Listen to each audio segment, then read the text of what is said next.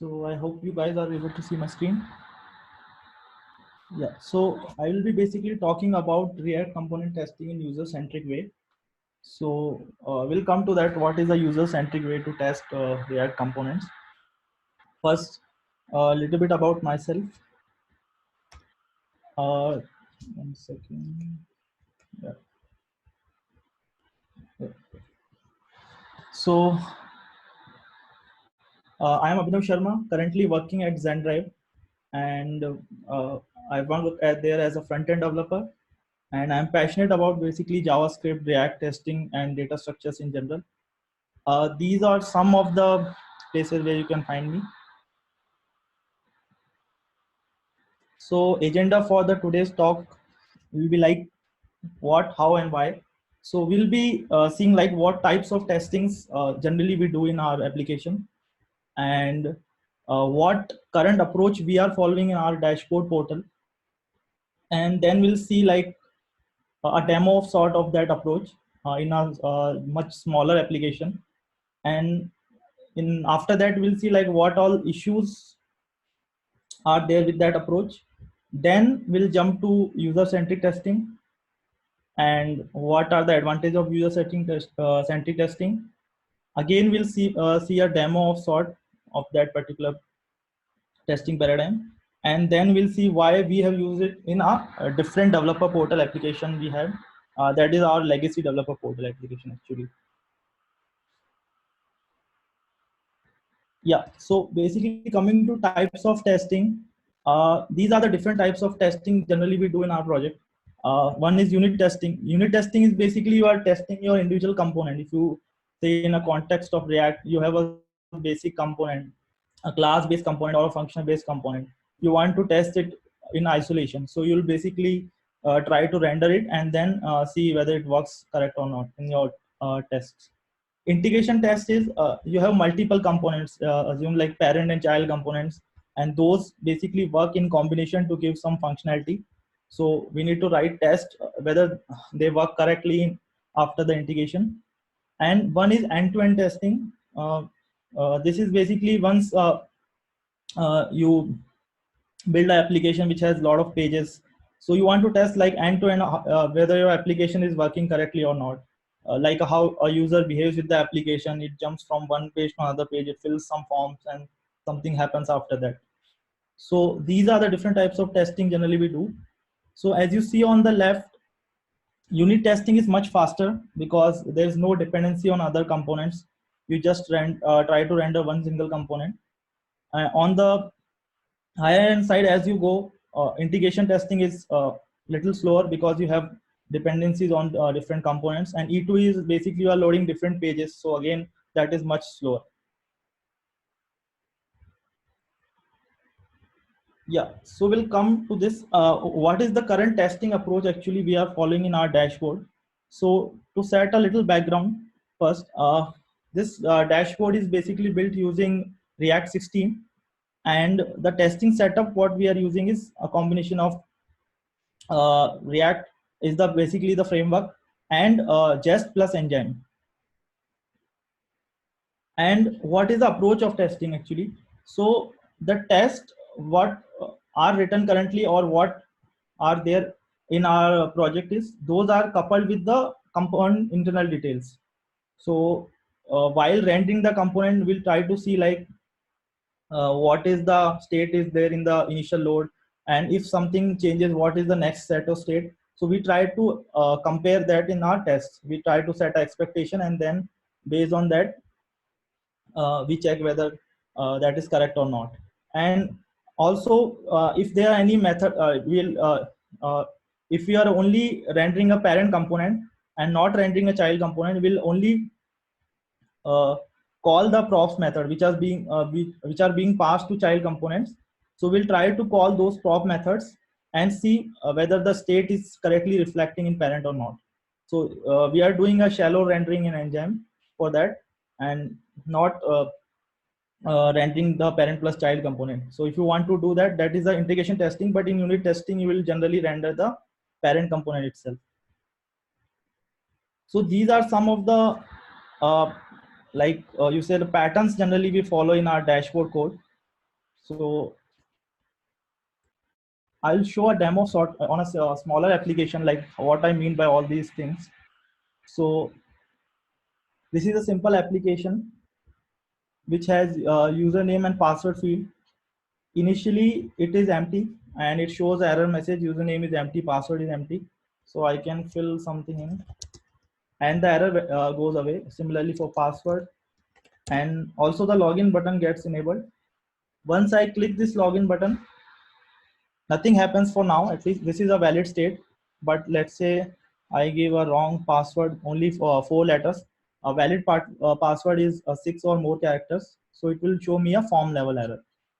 So this is the basic application. We'll try to test in a similar way like how we are following in our current dashboard.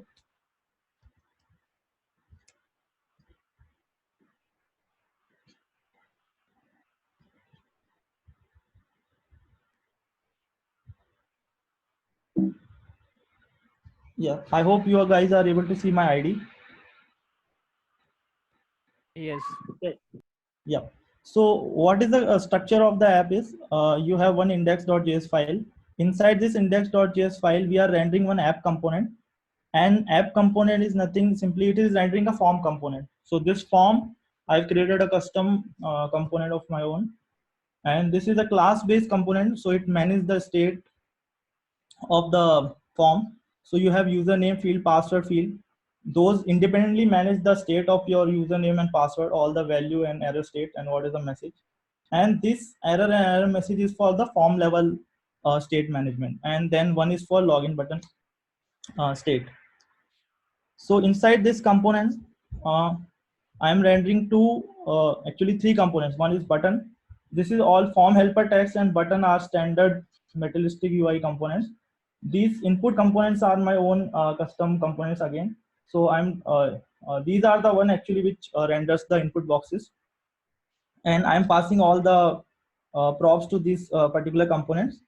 So we can see what is the structure of this. Is a normal functional component we have, which has label and error message, helper text, and one input box. So this takes the props, and basically whatever change happens, it just calls the method which is passed as a prop on change method. So on different change, like on password change and on username change, it tries to set in the state the correct state of the parent component. And on login, this happens actually on the button click, and if this checks for the password length, what we see in the form, if it's less than 6, it will set the form level state. These two upper methods were only dealing with the individual field level state changes, and this method basically sets the form level error state. So now we'll try to test it in a way like how we are doing generally. So this is a typical example of test using Nginx. First, we just test like whether the component render. I'm just shallow rendering it, so I'm not rendering the children component. I'm just shallow rendering it, and I'm just checking the snapshot. So every time you make some changes into your structure of the component, the snapshot will get updated, and you have to update your test. The next test basically tests the correct state on the page load. Initially we have a default state, so I'm just rendering the again this is in before each, so it will get rendered again. And I'm just checking the state to be equal to this expected state. And this is for login button. So this basically tries to grab the component itself from the wrapper component.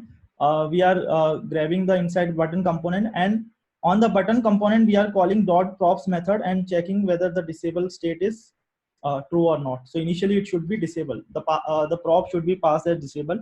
That's why you see a disabled button initially. And these all are similarly written for username state changes.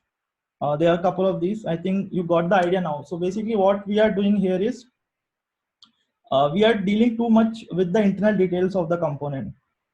Here if you see, we are directly calling the state of the component, and here we are trying to find a button inside the component, and then directly calling the props and checking whether it's disabled or not. So the problem with this approach is, let's say I don't want to uh, keep this variable as username, so I can change it to name. And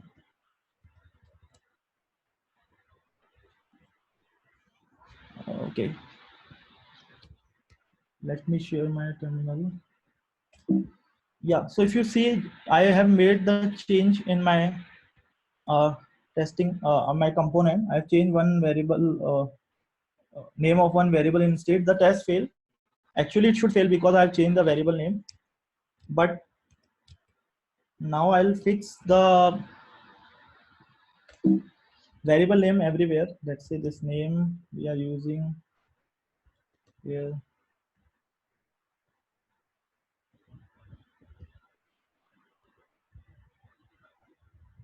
Yeah.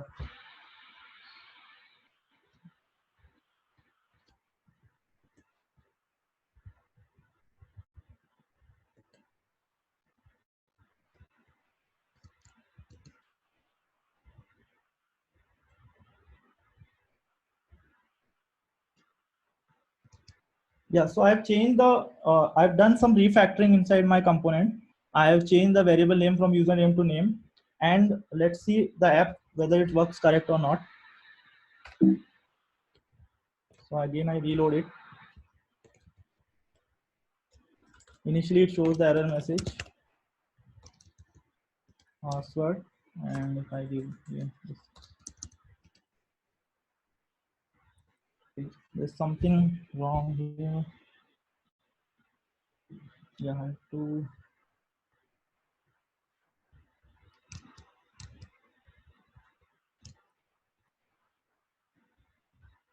okay. Let me fix this. Something wrong.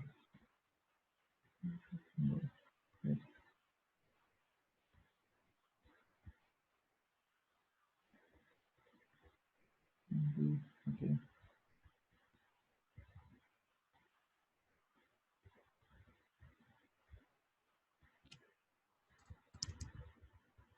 Okay, yeah, actually this is the correct password.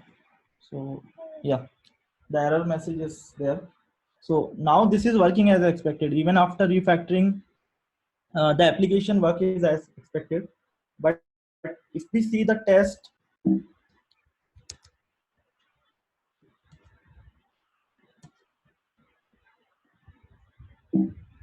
yeah, so if you see the test, my test says that some of them are broken still, because we are checking the internal state details. So it complains that my object structure is changed, and instead of username, I'm getting a name feed in my object, and both of the initial some of the tests are failing because of this reason.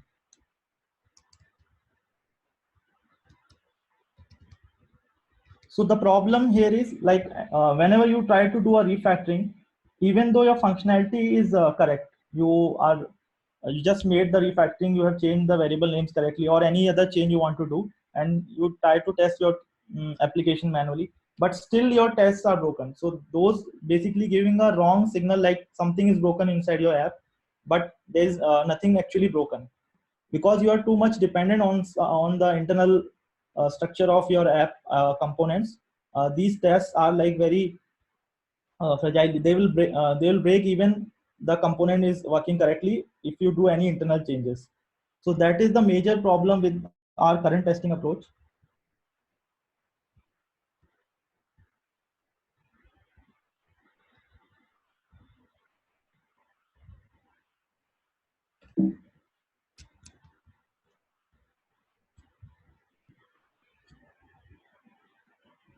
Yeah, so we saw a demo of sort, like what are the major pain points we are currently facing. So to fix all these issues, uh, this we have already talked about. Some of them are like changing the structure of the state will fail the test, even functionality remains the same, and your test lack readability. So basically, seeing the test, you can't figure out what is happening actually with the component. You just comparing the states and the props. That's it. What is actually it? How it will affect the user, end user? What happens when the button click happens? that is not getting tested here. And in the end, passing test does not mean that component will work as intended. So we saw like both things can happen. Even though your components are working correctly, your test might fail, and your test might be green, but it will give your application might be broken.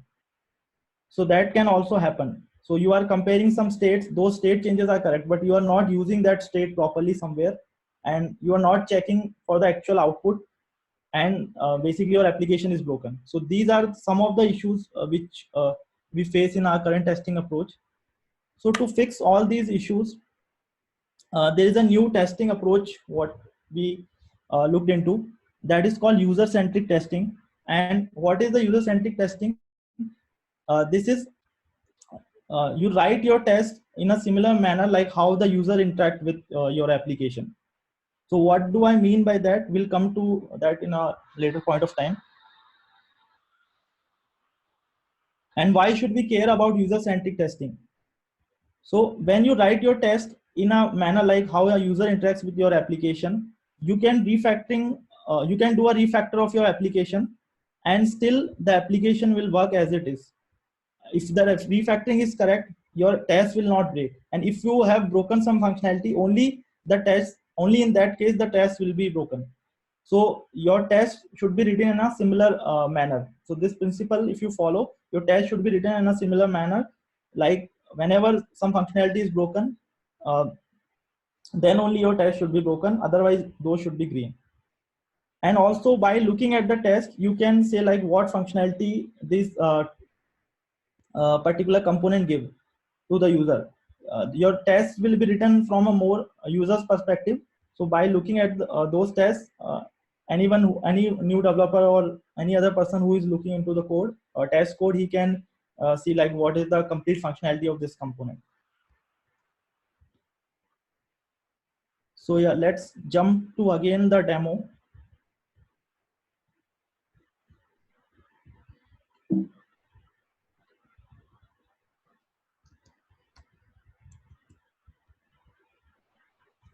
So this is another way of writing tests, which is called user-centric testing. So I have used a library called React testing library, which basically based on this testing approach. So what is the difference you will notice here is this gives us some handy method to render components. And if you see this test, this is just before each just rendering one login form component, this same login form component which we saw earlier. So initially we are rendering a login form, and in the test I'm not using any internal state references. I'm just trying to find a get by label text. This what it will do basically is it will try to find a form with this label. The nearest label should be username. So that form field will be captured in username, and similarly for password. So this is how a user will locate inside the page. He will see where is the username field is there, where is the password name field is there. And once that is, after I grab those fields, I'm just checking the value of those to be expected to be empty initially. So I'm not checking any state here. Similarly for button, again I am from the form there is a helper method get by text, and I'm trying to find a button with the text login, and I'm just expecting that this to be disabled initially. And this is for username state, like once the user change the username should not be empty, and it's basically tests like if the username is changed to empty, it will show error message. So here also basically what we are doing is we are getting a label text, we are getting a form field with this username label text, and then we are triggering a change event, like similar to how a user will interact and the change event will be triggered. So initially I am filling in a value like username, and then I'm making it empty. After that I'm just querying for this particular text. Username is empty, should be present. I have a question here. Query by text. So in line number 34, so you are getting by text, right?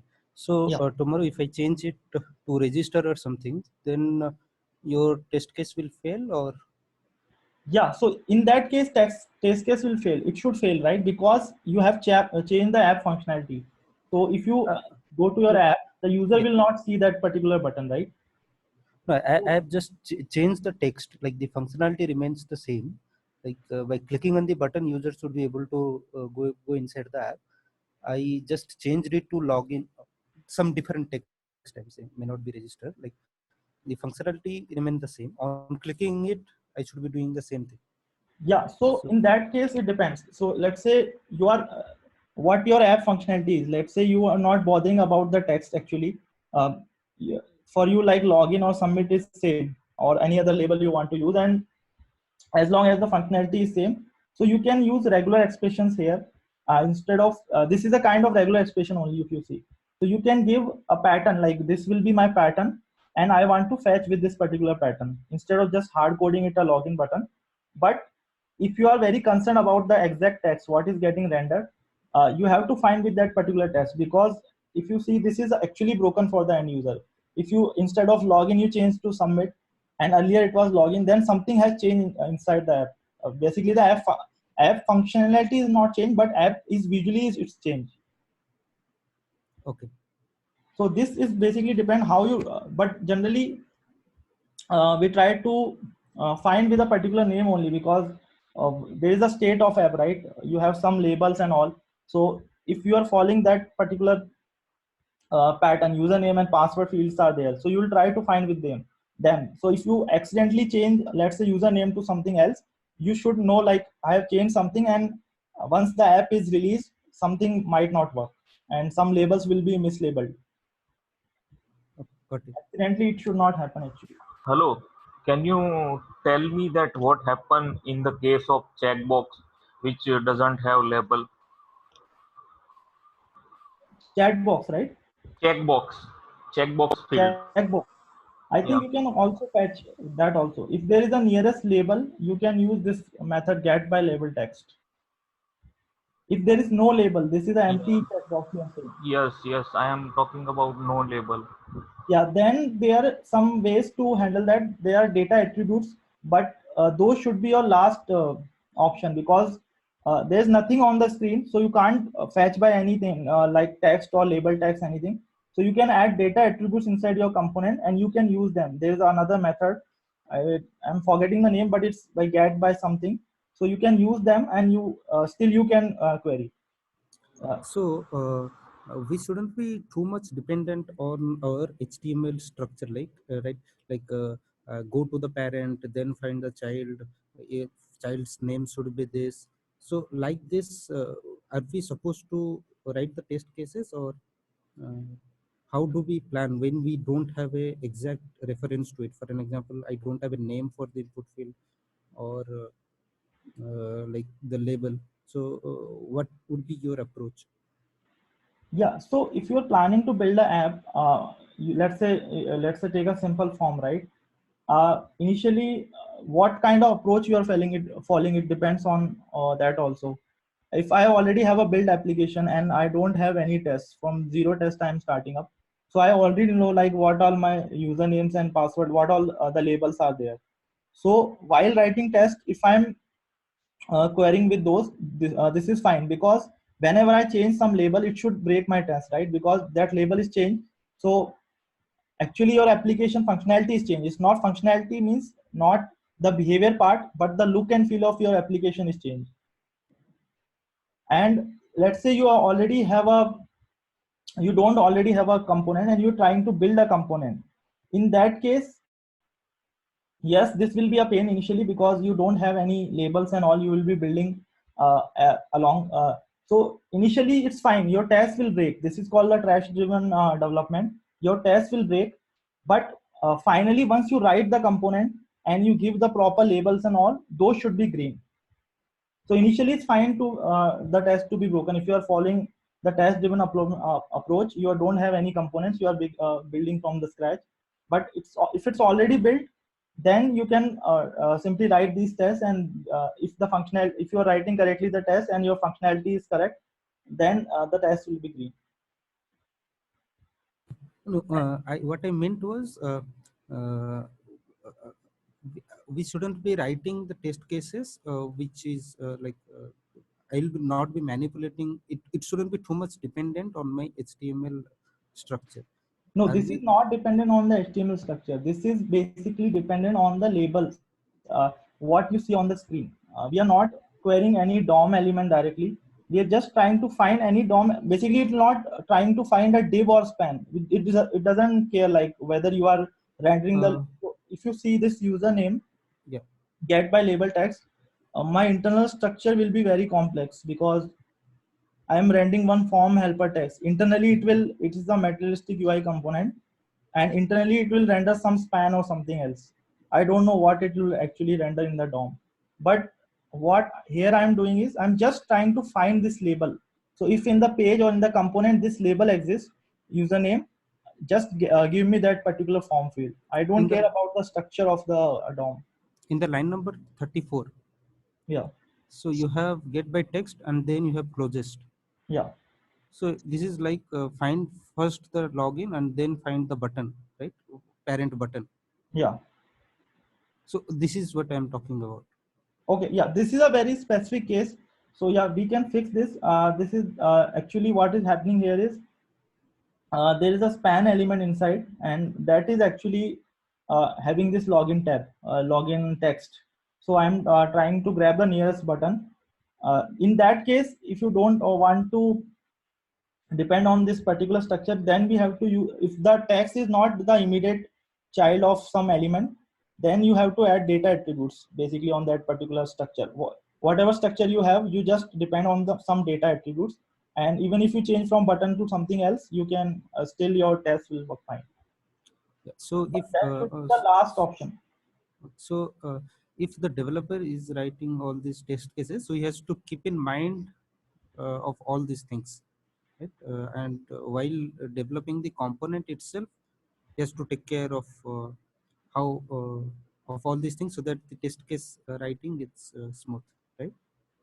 Yeah, so generally whatever however these tests are written in this test driven approach, user centric testing approach, you should avoid the internal structures. So I agree with you in line number 34 there is an exception, but you should avoid all these kind of exception. Generally your test should not be dependent on any kind of structure internally. So if you see other tests, you should try to query by label or by some there are different query by text, query by placeholder is also there. If you have a without label, you have one form field and there's no label on side that you just can query by placeholder. What the user see, you can use that particular method also.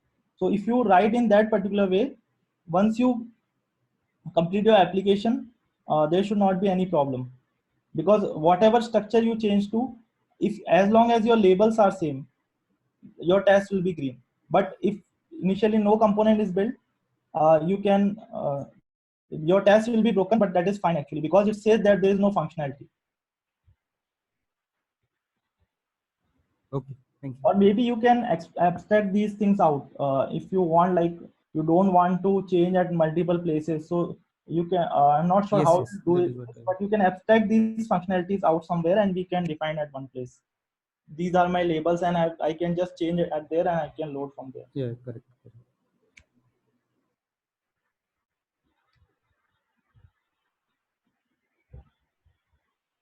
Yeah, any other question?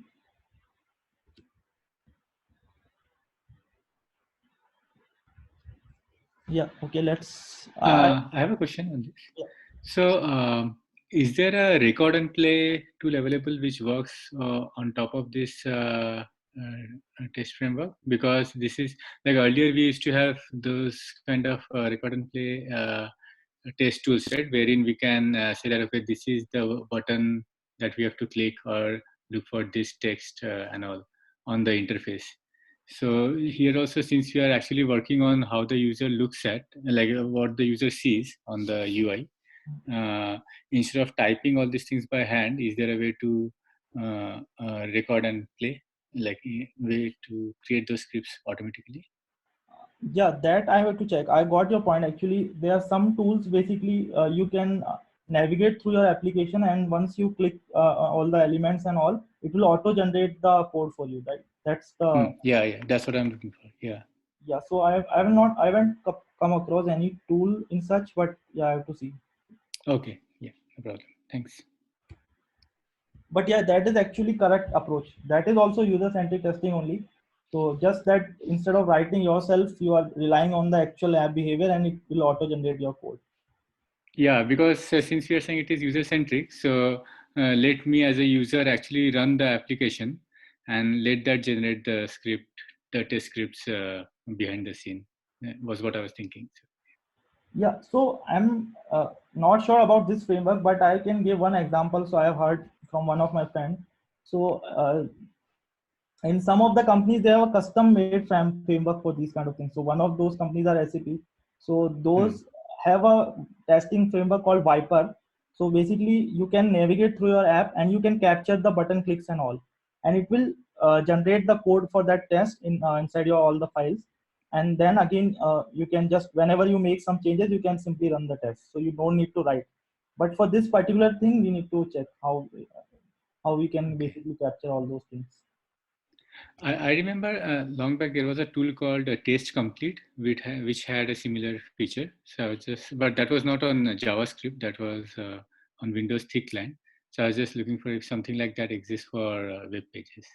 Like I think Selenium would be something closer to that, but it won't generate a script like this.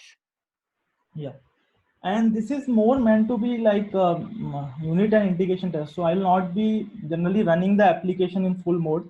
I'll just try to render without any web page or something. In isolation, I want to verify. And for others, E2E testing and all, I think Cypress is also there. Yeah. Okay. Yeah, that's a good point. This is not really for end-to-end. So yeah. Thanks. Yeah.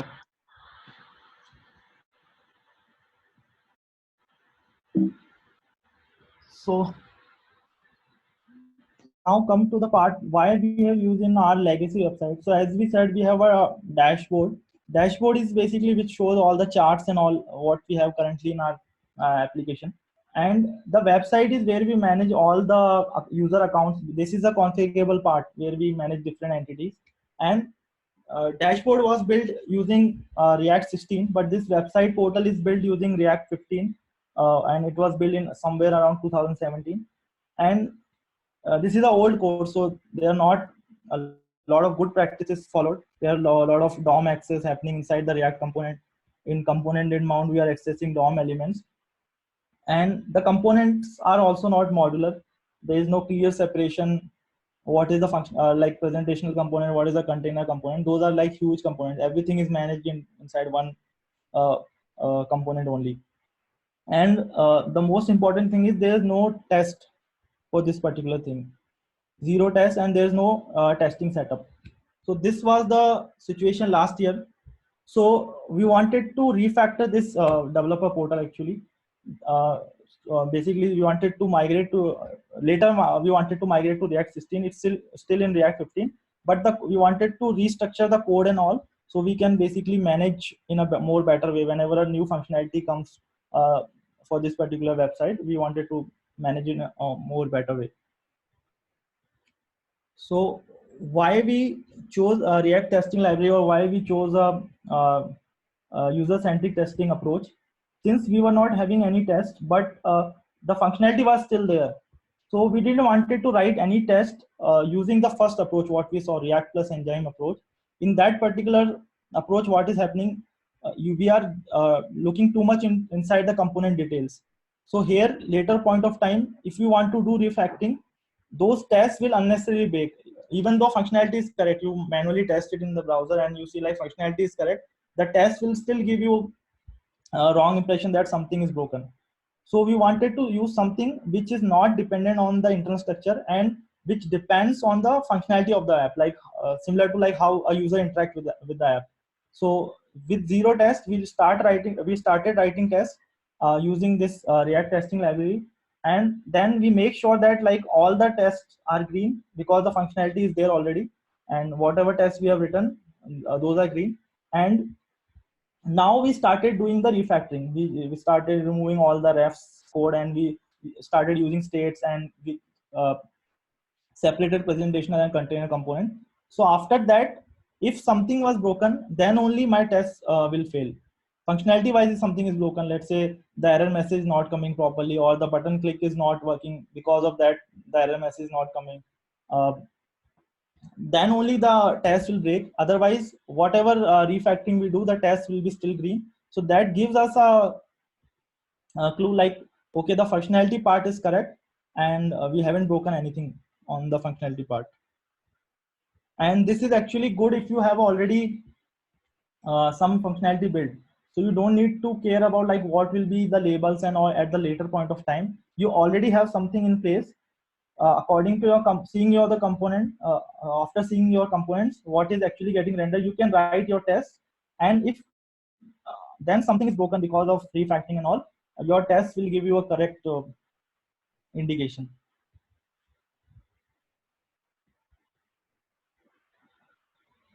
Yeah, that's all I had. So this is the repo where I have pushed all the demo examples you can see. Thank you.